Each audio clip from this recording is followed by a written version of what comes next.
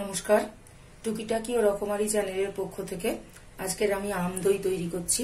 প্রথমে তার জন্য 1 লিটার দুধ আমি ঘন করতে বসিয়ে দিয়েছি এবং এর মধ্যে আমি এই বাটির হাফ বাটি চিনি যোগ করে দিয়েছি। দিয়ে দুধটাকে আমি ঘন করতে বসিয়ে দিয়েছি। দুধটা ঘন হয়ে গেলে তারপর এর মধ্যে আমি চিনির একটু ক্যারামেল আর একটু আমের পাল্প মেশাবো। দুধটা অনেকটাই ঘন হয়ে এসছে। এরপর এর মধ্যে আমি একটু ক্যারামেল মিশিয়ে দেবো, অল্প করে ক্যারামেল মিশিয়ে দেবো। ক্যারামেল দিতেও পারেন বা নাও দিতে পারেন, কারণ আমের তো একটা নিজস্ব কালার আছে, কাজে নাও দেওয়া যেতে পারে। তবু আমি একটুখানি কালারটা ভালো আসবে বলে একটু ক্যারামেল দিয়ে দিলাম অল্প করে। এবার এর মধ্যে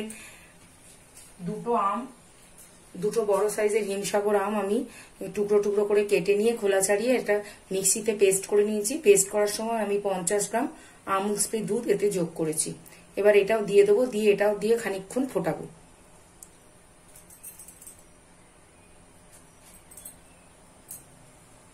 এবার এটাকে ভালো করে মিশিয়ে নেবো।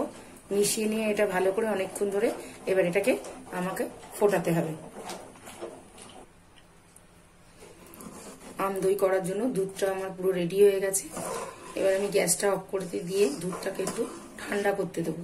ঠান্ডা করার পর তারপর আমি একটা কাঁচের পাত্রের মধ্যে দইটা পাতবো। কিছুটা টক দই ব্যবহার করব দই পাতার জন্য। আমি এবার গ্যাসটাকে অফ করে দিয়ে এটাকে ঠান্ডা করতে দিচ্ছি। কালারটা খুবই ভালো এসছে, পাকা আমের পুরো রং।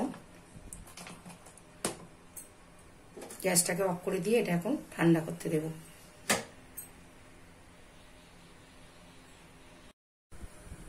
2 চামচ আমি টক দই নিয়ে নিলাম এই পাত্রে।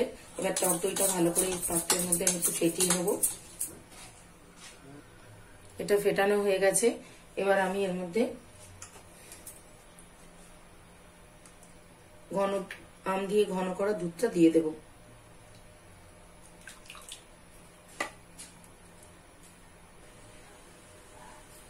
এটা পাত্রের মধ্যে আমি ঘন করা আম দিয়ে দুধটা দিয়ে দিয়েছি। এবার একটা পাত্র গরম করে তার মধ্যে এটা বসিয়ে ঢাকা দিয়ে রেখে দেব।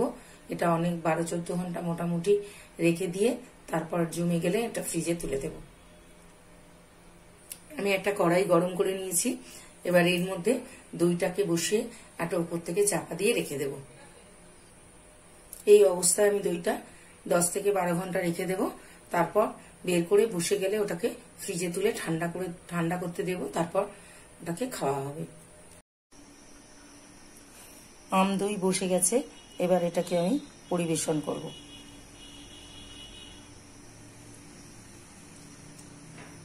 দেখুন কত সুন্দর বসেছে।